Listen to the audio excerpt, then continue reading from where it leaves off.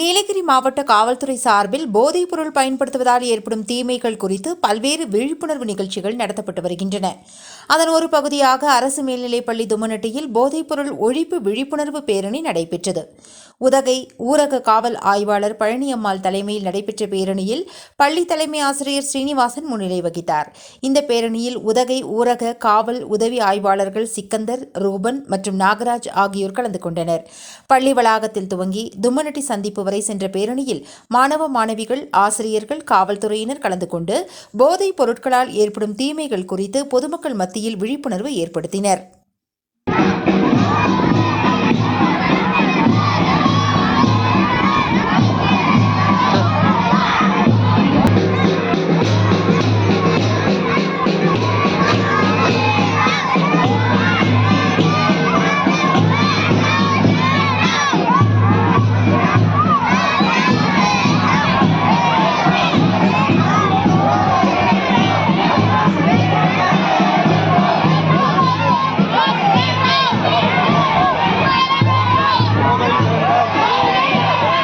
ராகம் TV YouTube பக்கத்தை subscribe செய்யுங்கள்.